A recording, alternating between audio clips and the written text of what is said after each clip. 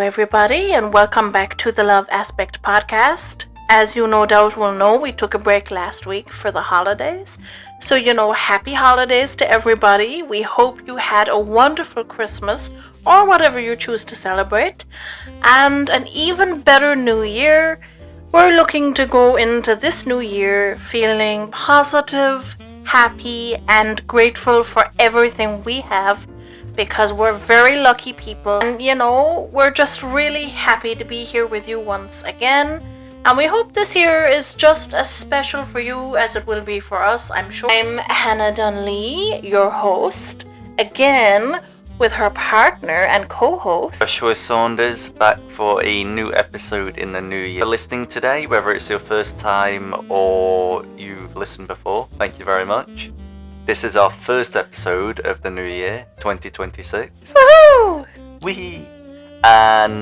I think we've been off the last weeks. I don't think we've uploaded an episode for the last 2 Sundays. It's been that Christmas period, that New Year period. Now we're back with a new episode, a new year. So for this episode, guys, as you know, in the last 2 episodes, we've been talking about, our marriages, the breakdown, what happened in between, getting divorced and meeting each other. And today's episode is going to be all about meeting each other. For me, I explained in the last episode, I tried online dating and it hadn't worked out all that well for me. Because, I'd gotten the Egyptian guy who just disappeared, the Indian guy who didn't want to be as romantic as he was coming across, and the alcoholic. So, at this point, I kind of decided, to hell with this, giving up. I'm not even gonna bother having it. Actually, this is a gripe I have when I watch these programs, such as Married at First Sight, whether it's the UK version or any version. The Australian version, people go in and, their partner will say to them, am I your type? And they'll say no, and, the person gets all offended. And it's like, wake up and smell the roses. Smell the Ken Grow coffee, as, Kojo would say on Little Black Book 91's channel. The reason why you're here is because obviously your type hasn't been working out for you. Why else would they be here? People don't really seem to understand or get the memo. And I had decided at that point, I'm going to give up my type. I'm going to just stop the nonsense. When I was probably 24, I went in Ireland and I saw a psychic. The psychic had said to me, I was dating a different guy at that point, and the psychic said to me, you're going to end up living in Africa. Oh, you're going to think I'm weird. You're going to think I've gone off my head. End up living in Africa. And of course, at that point in my life, I was like, Africa? What are you smoking? Get real, I'm not going to Africa. All places, and of course, being who I am, I'm saying in the back of my head, couldn't you have said the Canary Islands? Africa? Come on, man. So, I go and, as time moves on, he had said, you're going to go to Africa, be with somebody there, but the person that you're with there will not come home with you. You need to go through this experience. It will teach you a lot of things, and you're going to learn a lot of lessons. And to be honest, until I was actually living in Tunisia, I completely forgot he'd ever mentioned this. I forgot this whole experience. And, he had said to me after this experience in Africa doesn't work out, you'll be with somebody foreign. And his response was, you'll be with somebody foreign. Take that to mean whatever you would like. So that means, foreign could mean anything. Because I did ask him to clarify, because I was like, take that to mean what I want. Sure, that could be anything. Which is what he said, it could be anything. Foreign literally means somebody not from Ireland, which is what he had said. So I kind of was thinking about this after my marriage had failed, my divorce, and I came home, and I was kind of thinking I need to stop with the whole having a type thing, because clearly that's not working for me. I need to leave, the tanned guys with the brown eyes and the long hair behind me, and I have to stop kind of thinking, Indian guys are hot, let's go there, and just stop thinking at all, because clearly this whole overthinking had gone crazy for me. I'd kind of stopped thinking, and I'd met the Irish alcoholic guy, which wasn't good either. So, at this point, I just kind of thought there's nothing I can do. So I decided, you know what? I'm giving up. The next person I speak to, we're just going to speak and we'll just see where it goes. And who was the next person? Only Joshua Saunders. From England, technically foreign. So, of course, that was ringing in my ears, and we started having this conversation, and, he was really easy to speak to. And I remember thinking, wow, this guy is so easy to speak to. And we started talking about the kind of romantic things we're into. Now, this blew my mind because I've never been able to just casually speak about romantic things with somebody before. And so with him, I was able to express totally what it is I want in a free environment where there was no judgment. And he expressed what he wanted. And I found the more that we spoke, the sadder I became. Because I thought, here is this guy explaining all of these things he wants in a relationship. And every single thing he's saying is the kind of thing I would say if someone had asked me what I want out of a relationship. And I completely and utterly misunderstood the whole situation. And I got really sad and quite upset, and I just thought, oh, is God fucking with me? Why is this guy here? This guy is here, he's perfect, he's telling me about all the things he wants, and they're everything I would want. None of it is aimed at me. Of course, being autistic and extremely oblivious, I never realized he was aiming all of this at me. And it was all about me. Until he told me about it. So Josh, what was your kind of experience of when we first met online? So I would say, I suppose my story leading up to talking with you. So I guess episode I'd spoken about kind of my failed relationships leading up to meeting Hannah. I had, there was this lady, the slightly older woman who kind of had the disagreement with her mum about me whilst I was still technically married. So after, I believe that was the last relationship I had until meeting Hannah. And I think between that period, it'd been several months, probably over half a year. I think it was kind of, from what I remember, the taking breaks, looking again, talking to a few people. It kind of, not really kind of going anywhere, either interested in me or I wasn't interested in them. I suppose we just kind of weren't feeling it on both sides.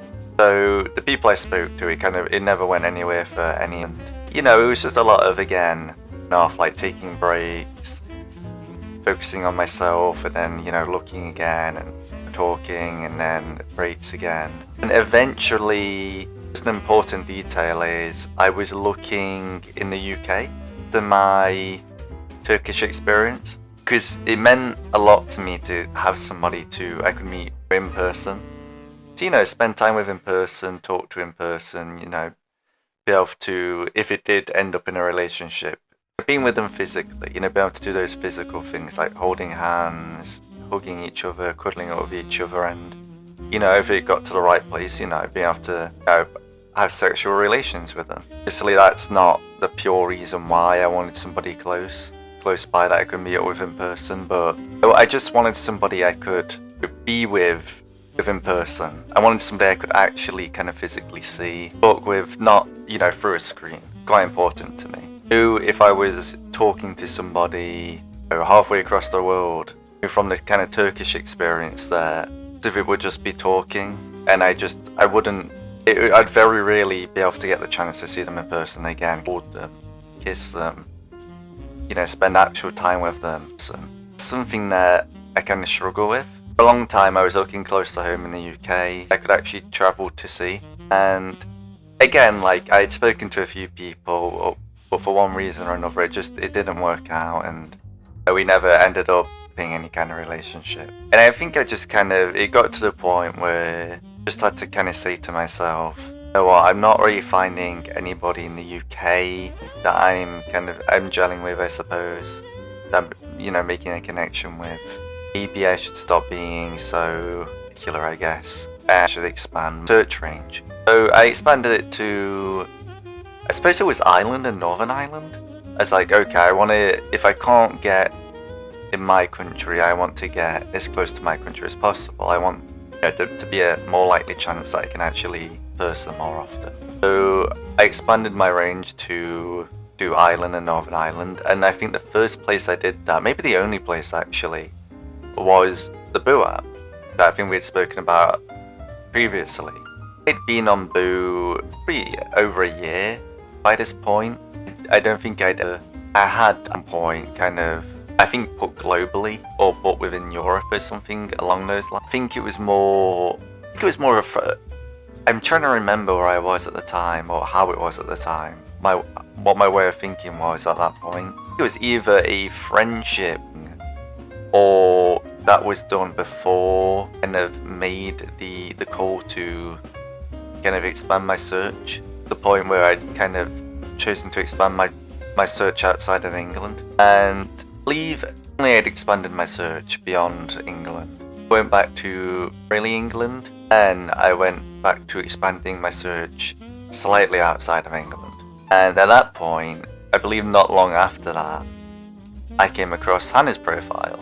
And I looked for her profile, I looked for her pictures, and I thought she was a beautiful person, and I read her profile, and a lot of what she said really spoke to me. Like, it really felt something when I read her profile. I really got a sense of a genuine person. And just happened to have a few hobbies, and I suppose overall a way of thinking and a personality that really ticked a lot of my boxes.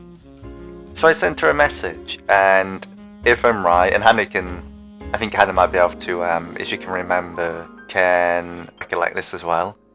But I believe from all my time doing online dating, I kind of learned that sending hi or just a very vague, those mundane message like hello or hi is not a very good way to stand out or get someone's attention. Profile, I realized that she was into gaming and she was into movies. I believe the first question I actually asked her was, what are your favorite films? Or maybe I asked, what are your favorite films and favorite games? The games might have came later, but I know I definitely started off by asking her what her favorite films were in my introduction message to her. If I remember correctly, that was one of the first questions you asked me. The actual first question you asked me is what hobbies I had.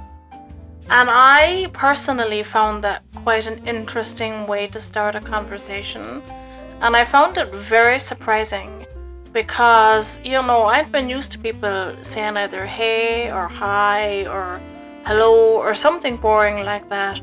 Or in the cases of some ridiculous people, intimate private part photos and kind of, rate my wiener style nonsense. That you're just like, wow, really? You lead with that all the time? And obviously, guys, I know there are situations where a guy should lead with that, but, on a dating app, having a conversation is not the place to go. And by the time, Joshua had messaged me, I was very jaded and tired of all of the nonsense. And I felt at that point, I'd given up on my type. I had the Irish alcoholic. And then I was kind of like, what the hell is going on? Now I've given up on my type. And I've had the Irish alcoholic. Are things still crap at home? Am I ever gonna find the right kind of guy? And of course, in swans Mr. Saunders, hey, what are your hobbies? And basically knocked me for 6 with that kind of question because I was very used to nonsense.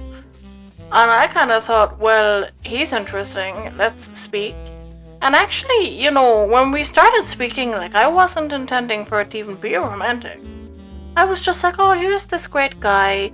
We can have all these kind of conversations about, romance and romantic things.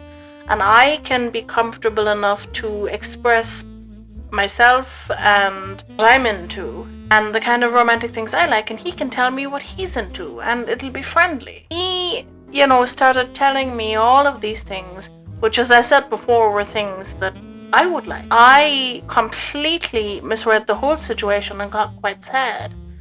And I said, here I am, struggling left, right, and center to find somebody good.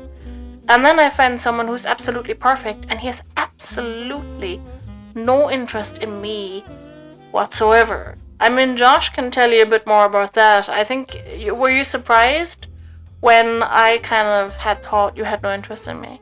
I was very surprised. Yeah, I remember, from what I can recall, I remember one of our earliest conversations, I mean literally like maybe on the first or second day of speaking, was you asked me what I was looking for. I was looking for in a relationship. I said looking for intimacy, but I remember to kind of make it a point of saying I'm looking for intimacy, but in the terms of or cuddling, holding hands, being able to cuddle up to somebody. Because I know when we all hear intimacy, I think a lot of us go straight to sex, and it's, I didn't want. That was the last thing I wanted to come across that I wanted. I'm human. I'm divergent just like everybody else. I don't deny that, and it's not that I would never, want to have sex with my partner. Not at all. I would, once in a relationship, I would like to, have sex and be intimate with them. That's not trying to put myself on a pedestal, I guess, and myself out to be this definitive guy that is just one in a million and not like every other guy. Sex really isn't kind of high of a priority for me as it is for a lot of people. I'm just not built that way, I guess. I prefer the physical intimacy again of like holding somebody and kissing them to, having sex with them. That really is just the way I am. But I wanted to make that clear, and I wanted to kind of make it clear that what was more important to me in the sense of intimacy. And I remember Hannah, quite early on, Hannah kept saying to me, could you get out of my head, please? Because I think I kept saying a lot of the answers she was going to give before she had given them. I think we just had me and Hannah, even now, we think very alike. It's so annoying, guys. Seriously. It drives me crazy. Sometimes I have ideas of things that I want to say, and he's already saying them. And it's like, get out of my head, please. I need to be able to have my own thoughts.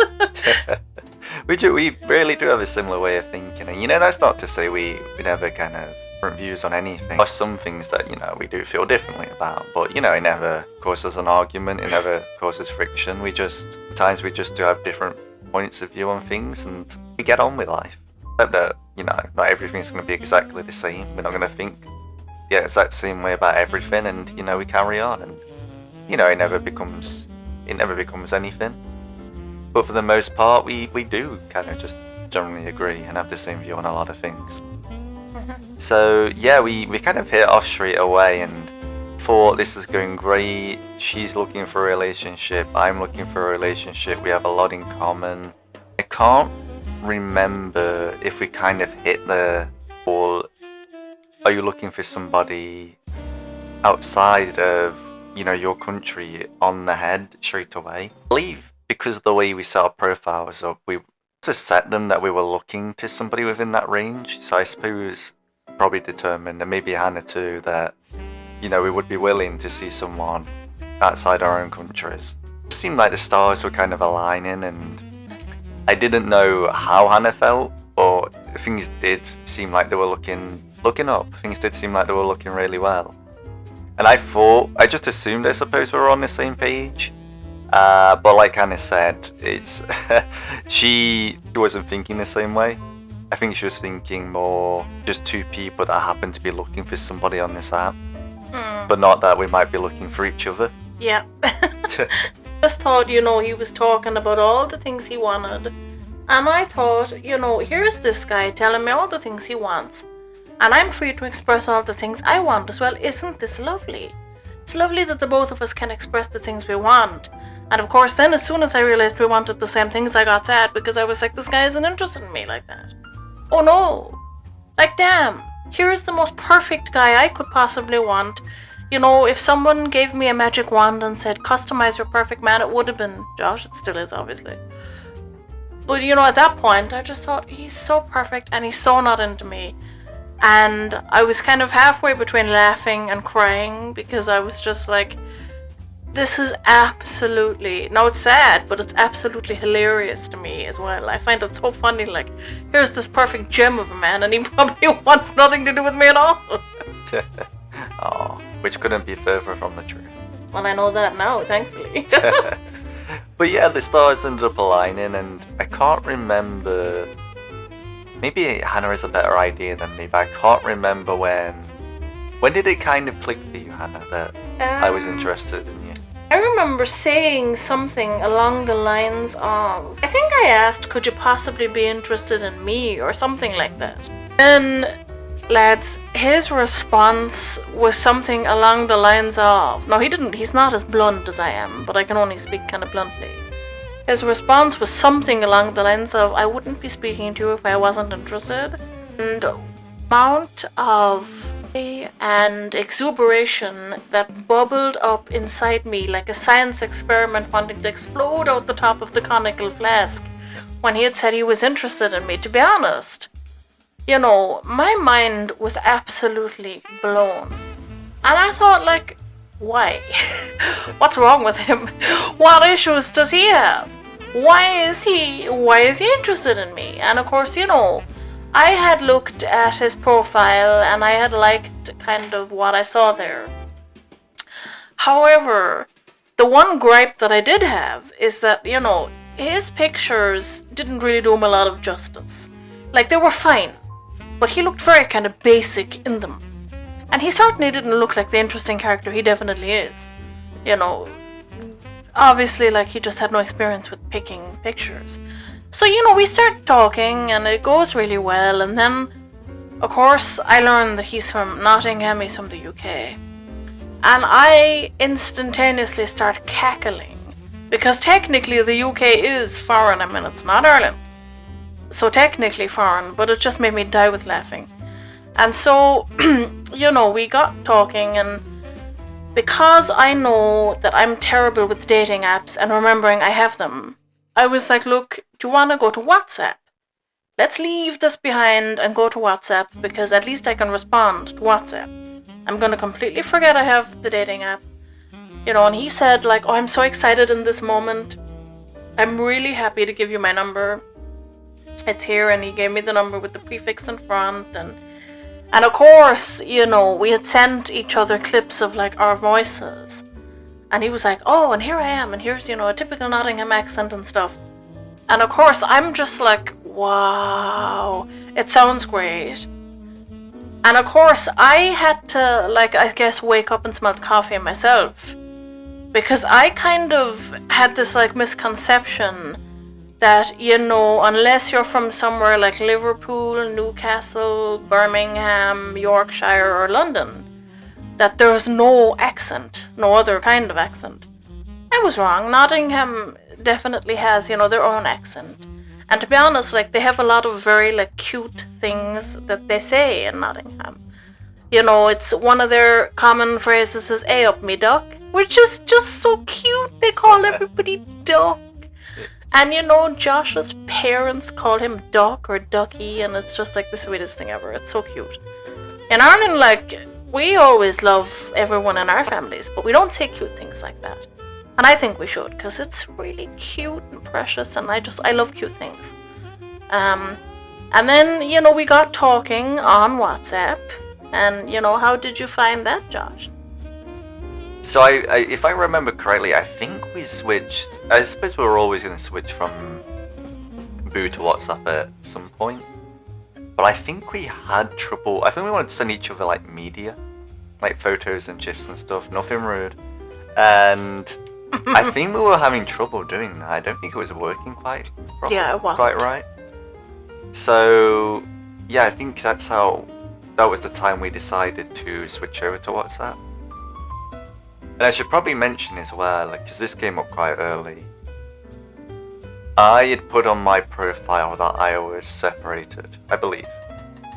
I believe that was an option. Oh no, I'd put on my profile at this point that I was divorced, because I think I was divorced probably for about a week the time I went back on the dating app. That's probably kind of why. I was like, I'm divorced now, maybe, you know, maybe my divorce has finally gone through, maybe now it's the right time. And I was really nervous to tell Hannah, because I suppose when I think we spoke about this previously, that when you're or at least from my experience, when you're on these dating apps and things, if you're putting a separate and divorce, that's a huge turn off for people, which I understand, but it makes getting back into the dating game difficult again. From experience, not everyone reads your profile. Sometimes people literally just look at your pictures, your name, and that's kind of it. So I was like, oh, I'm probably gonna have to bring up my divorce at some point. And that's gonna be kind of difficult to explain. Like, if she doesn't know, if she didn't notice, is that gonna turn her off? But before I did, it actually brought up her separation to me, which, I don't know if I'd ignored this myself on her profile somehow. I hadn't actually put on my profile that I was separated, because I actually didn't know how to do that. So I think mine had just said I was single, and that I was looking for a relationship, but I was single and I didn't want kids. Because I actually wasn't sure how to put there that I was separated, so I just left it as single. But then I was saying to myself, but the people I speak to, I will tell I'm separated, and I told everybody I spoke to that. Yeah, so that was a massive surprise to me when she told me, but not in a bad way. It was in the sense of, oh, this person can relate to me. This is, obviously it's not good that she had gotten married and had to get separated, but it was nice that the judgment wouldn't have been there, that someone had a similar experience to me and could relate. Thank goodness, that was such a relief to me. I was so relieved, guys, when he said he had been in a similar circumstance. Now, obviously, when you hear that, you're upset because you don't obviously want the other person to have gone through hell. But at least he could empathize and understand, and that kind of meant the most to me. I was like, at least I'm not going to have to be here slogging it out, trying to explain everything and get him to understand. He was able to understand. And actually, consequently, both of our marriages had happened to be much the same. There wasn't intimacy in either of our marriages. Or in my case, the wrong kind of intimacy, but not really much there either. So, we really could empathize with one another. And, that was just such a huge flood of relief that came over me when he mentioned he'd been through much the same thing. Yeah, it was something we really bonded over really early on. You're saying it's something we could empathize with each other over. We could sympathize. Because we knew how it felt. And I think, ironically, both lasted roughly about 2 years. Yes. So I think we had that, and I think we got married not incredibly long apart, maybe a few years apart. Oh, so both of us married our ex-partners in 2019. I got married in April of 2019, and if I'm not mistaken, Josh got married in July. Oh, that's right. Yeah, quite close. So yeah, the same year, absolutely. Mm-hmm. Just a few months apart. Yeah. But yeah, a lot of understanding there, and a lot of the same wants and desires from, both parties, me and Hannah. Mm. So yeah, we just really, it's like we were blessed from above, always beyond, had heard our cries and seen our plight, seen our struggles, for our desires, and, both in the right place at the right time. Definitely. We were meant to be when we were meant to be, and, got the ball rolling. If I'm not mistaken, I believe you may have told me. Now, it could have been someone else, but I could have sworn that you told me that you were even considering deleting Boo. Possibly. I actually can't remember, but it wouldn't surprise me if I did say that. Yeah. I believe Boo's a strange one. You kind of only get so much. You only get so many free messages if you're the sender. I think if you're the replier, I believe it's absolutely free, and you can keep the conversation going for free. Mm-hmm. But I believe to send the first message it costs. And they kind of have their own currency, and I had never spent a penny on it. You kind of get so much free currency, I suppose, free Boo currency. I kind of had enough to send messages, but currency was getting low from what I remember. It's kind of getting to the point where it's like, well, I'm not going to pay, but keep sending these first messages, especially if things are so unsure. So probably was getting to the point where I was low on Boo credit and probably end up, calling it quits on Boo. Before that, I managed to message Hannah, and, things went the way they did, and we're here where we are now. Yeah, and I mean, when we first went on WhatsApp and stuff, Josh asked if he could video call me. And I remember being really nervous because although he had said he liked me, I was like, you know what, no. His pictures didn't do him any justice. Maybe mine are the same. Maybe my pictures were also a bit blah. What if he sees me and realizes I'm also a bit blah and I'm not really as, beautiful as he was saying he thinks I am? And so of course I panicked and I was thinking, shit, he wants to video call me. Do I have to put on a fancy dress? Must I have a face full of makeup? And do all these things that basically I don't do. I'm a very easygoing person. I don't the only time anybody will really see me with makeup on is when it's a special occasion. And I don't technically wear like fancy dresses and stuff again unless it's a special occasion. And I just thought to myself, you know what, now I had the marriage that failed. I spoke to people afterwards that ended up being fake and silly. I don't want to start off being fake myself. So, you know what, I'll go on the video call just as I am, and if he doesn't like that, that's a him problem. And so we had this video call, and to be honest, my mind was blown by how gorgeous Josh was. And I completely forgot to even care about how I was looking, because I was just like, oh man, were those pictures wasted on you? Because, he looked 10 times better, God knows. One of the pictures actually was kind of a source of laughter for me. But one of the pictures was taken somewhere that had a lot of red light in it. And of course I thought, being the kind of funny person I am, oh, he was cheeky. Did he go to the red light district in Amsterdam or something and take this picture? And of course I think I mortified Josh, and he was like, no, it was just a restaurant, I swear. And, so my mind was blown when I first saw him about how just, beautiful he was. And I suppose, what was your first impression when you saw me? Because I know, as I said, I had been very nervous about how I might look the first time, that you properly see me when it's not a photo. I hope this isn't a boring answer, I suppose, for lack of the right words, but say I'd seen your pictures and I'd seen how you look. And for me, when we got on the video call, you were just as beautiful to me on the call as you were in the pictures. I saw what I saw, if that makes sense. Oh, that's very sweet. I was like, yeah, this is, I thought she was beautiful in the pictures. We're on the call. She's just as beautiful. She is who she presented herself to be. And like Hannah, I was so nervous because I'm quite nervous in general, but my speech hasn't always been incredibly great. I've always had a lot of speech problems. So I was just so nervous about my speech. I was like, oh, am I just gonna sound stupid? Am I just gonna be really off-putting when I speak to her? If you've had speech problems, guys, that's a valid concern. When I was a child, I had to go and see a language and speech therapist myself because I also had bad speech. And the funny thing, I think, is when I met Josh and stuff and we were texting on WhatsApp, he had vile grammar. Myself, this idiot. I don't think I have the patience. I can't cope with this level of idiocy. Surely be to God, you'd read something before you send it. Well, why is it such garbage some of the time? And I just thought, okay, Hannah, you can't go in now with the big bull approach. That's not going to work. So I brought it up gently, hey, is there a reason why, your grammar's not so great? And of course he mentioned that he was dyslexic. Now, I had an extreme misconception about dyslexia because an aunt of mine had a son with dyslexia. And she had told me she was ashamed of him for being dyslexic.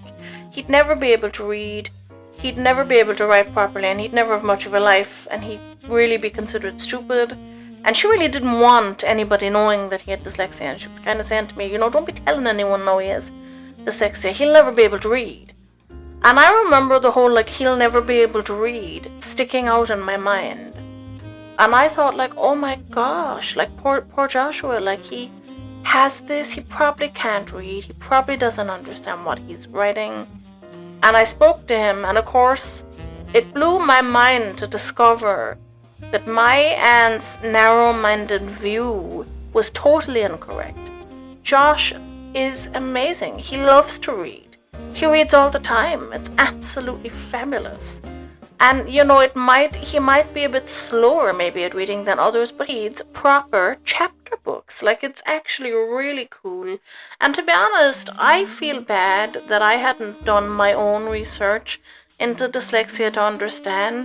Now, obviously, after he told me that, I did look into dyslexia a little more. I didn't tell him that, I think, but I did. I looked into dyslexia more just to kind of find out more, and then he had explained to me, that's why my grammar isn't always good. It's not that I don't read over what I'm saying, but sometimes when I do read over it, I still might miss the error. Which, is fine, and to be honest, lads, I don't have a life, so when it comes to grammar and being correct, I'm quite anal about things like that. People saying from the get-go instead of from the beginning or from the start, like regular people, that bothers me as well. It's quite annoying. So, with me, I can be quite blunt about things like that, but I've learned to tone it down. And as a consequence of the gentle but firm encouragement, like Josh is doing a lot better now when it comes to typing. And although it's still extremely slow, there's no problem with that. I'm learning to have patience. And believe me, guys, as a Sagittarius, trying to find patience is very tough, because that's the one thing that we lack the most. And like Josh and I had been speaking for quite some time, and then we agreed to meet up. And we said, let's, meet up in London. Let's go to a different part of London that we've rarely been to, Luton. And so I was like, this is great. I'm gonna meet this guy. And so, I sat Mum down and I had a chat with her and I said, look, there's a guy online that I've been connecting with on a romantic level. I'm gonna go and meet him in London. And of course, Mum's first response, which was rather funny, was, I've had enough of your relationships. Your marriage was not good, and I don't want you to get into another circumstance that's bad. And I said, oh no, it's quite fine. Joshua's from Nottingham in England, it's okay. He can come and be here anytime he wants. And to be honest, the relief that flooded my mother at that moment was lovely to see. And she was really happy for me and quite excited. And, I went to Luton, and to be honest, lads, it was the first time and last time that I was ever in that airport. Luton is definitely the UK's worst airport. It looks horrible, slapped up in the 60s probably. You can't get out of it sensibly, because of course I came in and Josh was not there, and of course he said he'd meet me there, but he wasn't there. And so I thought, is this a bloody scam? Have I been a fool again? I'm in the UK now. Am I going to have to cut all across London to get to my best friend's house in London? I can do that if I have to, but this is not cool, blah, blah, blah, blah, blah. So I decided, you know what, this isn't working out. I'll have to try and get some free Wi-Fi somewhere. I managed to contact Josh, who swears blind he is there. He just can't see me. So I'm like, you know what, screw this. I know the hotel we're supposed to be going to. So I'll go and wait at the hotel, and I tell him that's what I'm going to do. And then, Josh, you can say how you felt. Yeah, so there was a lot of malarkey the first time when we were trying to meet. It was on my end. There was a lot of confusion on my end. So I'd very rarely caught the train before. Never mind on my own. This was the first time on my own, and I was quite nervous, to be honest, but I really wanted to meet Hannah, and London was, she had flown all the way from Ireland, and I think the best airport for her, maybe one of the few available, yes, was Luton in London. So I believe we made the agreement of, okay, if that's the most convenient for you, since you're flying over to the UK, I'm happy to travel from my city to Luton, to London. So I did, and the train was the best option. And I don't believe I told my mum, I don't believe I told anyone at first actually that I was kind of talking to someone and I was going to see them. I like to wait and see if there's potential first. Like, is this going to be a one and done meeting? Is everything just going to go south and we're never going to talk again? Or, is there actual potential here for a relationship? Is, are we still going to be talking, still going to be dating several months down the line? And I like to wait to see if if there's a solid relationship there first before I tell people. So I believe I told everyone I was going to London with a good friend of mine, and we were catching a train down there together. I believe I told them it was a guy friend because I didn't want them to think anything different. So yeah, I believe I told them that we were traveling to London. So I got on the train and I managed to get to Luton station. Okay. But what I didn't realize was I tried to do my research beforehand, and from what I remember, it said the train station was connected to Luton Airport. So I got off at Luton Station believing, okay, I'm getting off now. Maybe the airport's next door. What I didn't realize and what wasn't clear to me was you get off at Luton Station, but then you have to catch a monorail from Luton Station to Luton Airport. Otherwise, it's probably a 5 to 10 minute drive. Or if you can walk it, probably about a half an hour walk. And I was just so confused because I don't remember there being any, again, like the whole kind of traveling by train was new to me. I had no idea about the monorail at the station to the airport. So I'm kind of looking around the station trying to figure out exactly where Luton Airport is. And I'm calling Hannah back and forth saying I'm really trying to find Luton Airport, but I really just cannot find it. And a little funny detour actually, when I was walking around looking for Luton Airport, there was a Canadian guy, and I believe he was Canadian just because he spoke to me and he had, I believe it was a Canadian accent. It looked like he had maybe come from the airport himself, and he had his bags and like a duffel bag and a rucksack and stuff. But in his hand he was carrying a taxidermy rabbit holding a rifle. And he was just holding this in his hand in plain sight, and I was like, that is something you don't see every day. So that really stood out to me. That's something I remember. But it got to the point where we were both like, listen, I'm so sorry, Hannah, I can't find Luton Airport. It's supposed to be connected to the train station, but I really can't see it. But I do know where the hotel is. Do you mind meeting me at the hotel? And Hannah was okay with that. So I'd walk to the hotel from where I was, and I believe she'd caught a taxi. And I don't know. Do you wanna? Yeah. So I had caught a taxi, and of course I get there, and I am waiting in the foyer. And of course, I ask at the desk, is Mr. Joshua Saunders here? I'm here to join him. Completely misunderstanding. And the guy says to me, yeah, he's not arrived yet. And of course I'm thinking, or ever. So, I'm waiting in the lobby of the hotel. And, I'm saying, okay, I need to get on the Wi-Fi.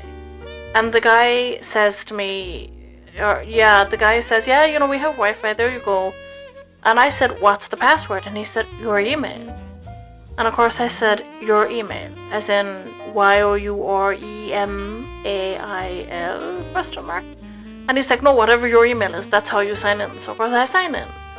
As soon as I get Wi-Fi, because this is late at night, Mum calls. How are things going? How's your time with Joshua? Did you meet him yet? And I'm like, no, he's on the way to the hotel. It's all working out. And to be honest, I think I told her that everything was fine because I just didn't want her to panic. And I thought, if things don't work out, I'll have to cut across London to the mills. I can do this. It's fine. So I'm sitting there, and I'm probably there maximum 10 minutes. And then in comes Joshua. And my first thing is like, he's real. This exists. And in the back of my head, I'm cursing Luton for having such terrible ways of getting around the place. It's very difficult to find the airport. And, when I first meet somebody for the first time, as I've said before, I'm exceptionally shy and exceptionally nervous. And I don't tend to look at somebody when I first meet them. I get very anxious and just nervous. It's just how I am. As soon as I've met the person, though, and I'm relaxed, things usually work out after that, and I never usually feel that way again. So how was I the first time that you met me? I remember when I walked in and saw Hannah, I recognized her straight away. I was like, thank goodness, she's here. She did show up. She didn't give up on me. And Hannah was on her phone. And from what I remember, I went up to Hannah, and I think I said something like, "Hi, Hannah," and I think she looked up at me to kind of, I suppose, make sure it was me. Then when she did, she put her eyes down and started speaking to me. And between the whole time of, I believe, meeting her and going straight up to the room, she couldn't stop looking down. And we were kind of just having a general conversation, like, oh, I'm sorry I'm late, how was your travel? And she could not look me in the eyes the whole time until we got to the bedroom. And then it was really funny because, the more I had spoken to Josh on the way up to the room, the much more relaxed I'd become. And so I started looking up and things, worked out. But then the funny thing is, like, in my head, we got to the room and I was like, oh dear, I'm exhausted from travel. I can't do the deed right now. Is he gonna want to do the deed the whole time? I don't have the energy for this, and I feel very embarrassed that I'm gonna have to say this. And the hilarious thing is that I go to say this, and I'm saying it, and then Josh is like, oh, thank God, because I just have no energy, I can't. And then he tells me, in one way or another, that he isn't really obsessed with doing the deed the whole time anyway. And the amount of relief I felt was palpable. I was like, thank God we're similar in that regard as well. Because, I love sex, and sex is always going to be something I love, but it's just not something I can do the entire time. And I was just relieved he wasn't obsessed with sex, because, some men, they can't be with someone if they're not doing the deed. For example, at the moment, I'm watching 90 Day Fiancé, the UK version, and there's a woman on there who got, sexually intimate with a guy a year ago. And she's with him now, but she's changed her religion and become a Mormon. And she now can't have sex with him until they're married at all. And he can't be with her if, they're not having sex, I guess. And she can't understand why what she has done is wrong, but he's kind of also wrong. And I just feel like, I couldn't be with somebody myself that would need that all the time and would feel they can't be with someone unless they're having that the whole time. Now, I suppose in defense of this guy, he's not having it at all, which sends a very confusing message if he was a year ago, I can kind of understand where he's coming from, and she's a bit of a dick for that, and I'm saying it, I don't care. But, it was a relief that, we were able to do that, and I suppose, Josh, how did you feel when I said, the sex, I can't really do sex right now, the sex might not be good either, it's been years since I've had any, due to what went on in my marriage, I'm nervous about this, what were you feeling in that moment? To be honest, I was feeling so much relief. I think mainly because I had never really had a lot of experience prior to Hannah, and it'd been a long time for me as well. And I think when you don't know somebody that well, or at least when you've kind of only really spoken to them, over FaceTime or over the phone for a few months before meeting, and you've still got a lot to learn about them, I think, disappointing them in the bedroom is a real fear. I think it's something you generally really worry about. Because that, for some people, that can be a make or break, or that could be a huge issue in a relationship. And I didn't know how I would do if we did end up doing it.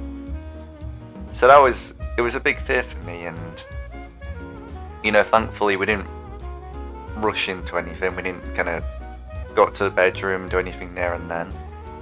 From what I remember, actually, I think we changed, we got comfortable, we spoke, and we just ended up cuddling for most of the time. I think we did some kissing at some point, but I think for the most part, we just sat on the bed and cuddled.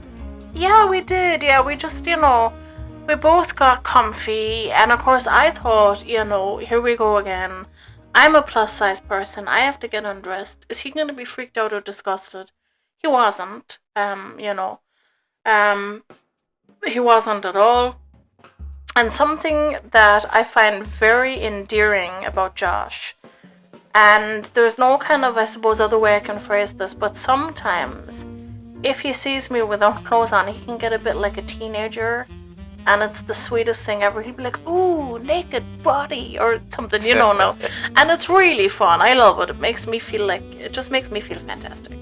And so, I just thought, well, no time like the present. Took my clothes off and got into my pajamas. Thankfully, he loved it. He didn't say anything negative. And, we were able to just lie there and cuddle and share some kisses. And I think we were up basically most of the night just having talks. And it was one of the most easygoing experiences I've ever had. It was just really easygoing. And I remember just thinking, this is so easy. There's no pressure. I don't have to be out here doing anything I don't want to do. This is fabulous. Like, we can just have really good, genuine conversation. And I suppose I never told him, but at that moment in time, I felt like absolutely sobbing with joy. That like I had finally found someone I could just chill with and I could be myself with, and there was no pressure. Because, as a woman, first off, and then an autistic person, there's always pressures on us. Do we look perfect? Have we got perfect hair? Is our makeup perfect? Have we got the perfect outfit? Do we look perfect? Is our bag perfect? Are we leading the perfect life? How can we provide for someone? Can we give them enough? Are we enough? There's like so many different questions that go through your head. And, I just felt like a load of those questions for me kind of left my head. The only real question that I had in my head at the time, which I didn't tell him, is like, okay, things are fine now, but I have yet to get a cycle. And when I get a cycle, I get very emotional and it makes me cry a lot. And because my marriage tanked and was essentially in the bin, I got used to being told to basically go to the bathroom to cry if I was feeling like that. Because, of course, my ex-husband would end up, thinking that he'd done something wrong and he'd cry, which was nonsense. And I kind of, after that trip, on the next trip, if Josh remembers, I did get my cycle at the very end of the trip. Yeah, I did. And I remember, I got so upset and I was crying and I went to the bathroom. And I think the thing that shocked me the most about Josh is that he did get upset, but it wasn't because I was crying. He got upset because I went to the bathroom to cry. And I remember him saying, I'm upset you did that. Come and cry in my arms. I don't, want you to be going in there and crying on your own, which blew my mind. I had never been with somebody that was genuinely so kind and caring. And then, it was just lovely. I was able to just sob in his arms and, work that out. And the next day, I ended up, waking up and having an accident, basically. As women will know, sometimes during cycle time you have an accident. And it was a messy one. And I instantaneously panicked because I was waiting for him to start shouting at me that, I'm either useless, or if he wasn't going to say I was useless, he'd say it's bloody disgusting or something, because that's what I'd been used to. Now, to be honest, no one ever told me I was useless, but I was told a lot that it was disgusting and I need to be more careful and I'm careless. So I was waiting for that, and his response was totally, amazing. And to be honest, if it was possible for him to teach men how to reply, I think all men could benefit from this. He said, you know what, today is our last day, we're leaving anyway, let me strip off the bedclothes, I'll leave them to one side, you go inside to the bathroom and take a nice hot shower, relax your body, I'll make a cup of tea, you can get dressed, and when you come out, I'll give you some cuddles and we'll have the tea. And it was the most sweet and gentle thing someone had ever done for me.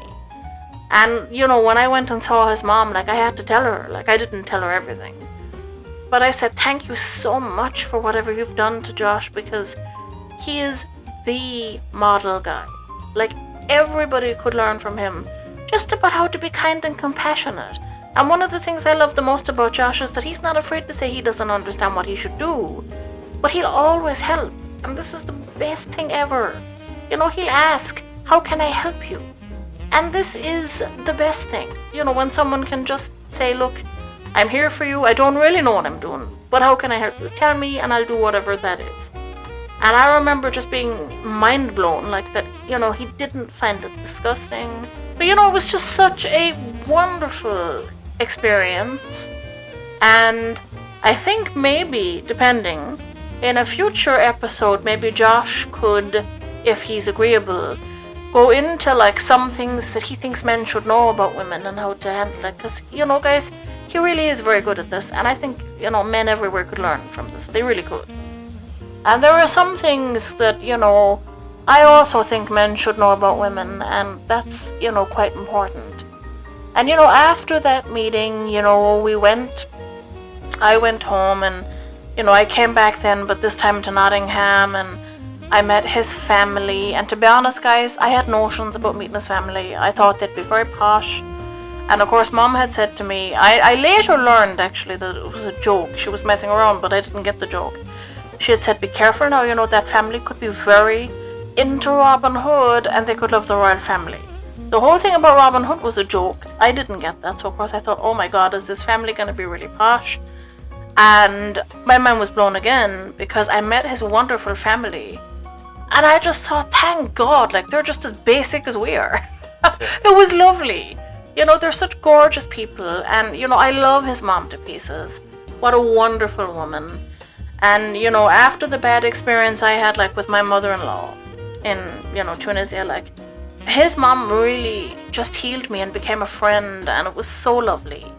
And I'm so grateful to Josh that, like, I got the opportunity to have that wonderful experience. It's been such a wonderful experience, and, 2 years later, I still love his mom to pieces, and we still get on. And it's such a great thing. And so, that has been today's episode. We thank you so much for being here. We're delighted to share all this information about, our journey into meeting each other and finding love. And, that's just a wonderful thing. And so, like the video, share it with your friends and family, and leave a lovely comment below. And remember, guys, wherever you're listening from, stay lovely. Yeah, thank you for listening, everyone. First episode of 2026. I hope you... I'm sure I can speak for Hannah when I say this as well. We both hope that you have a great 2026. 2026, bro! 2026 indeed. I know we're, rooting for a good year. Yes. And I'm sure it'll be a good year indeed. This was, I suppose, like a three-parter. We kind of went over our marriages, our, dating history between the end of our marriage and, me and Hannah meeting, and then, the part where me and Hannah met and how our meeting went, and, what led us to where we are now. We've been together about 2.5 years now. We live in the same house together. Wonderful. Things are going very well for us. There's no storm in sight.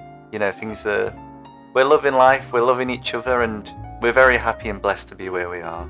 And maybe in the future we'll do an episode about some of the adventures we've had. Oh yeah, that would be fun. It would be. Some of the things we've done over those 2.5 years. But yeah, that kind of concludes the trilogy of the divorce, the relationships, and the meeting. Absolutely. And it's been quite a ride. Thank you all for listening so very much. Have a wonderful 2026. We look forward to putting out more episodes for you this year, and maybe interacting with you this year. If you fancy leaving a comment for us, we'd love to chat and reply. Have a magical 2026, guys, and we hope all your dreams come true. Absolutely. Love and light to you all. Thank you Love very and light much. to you all. Take care. Bye bye. Bye bye.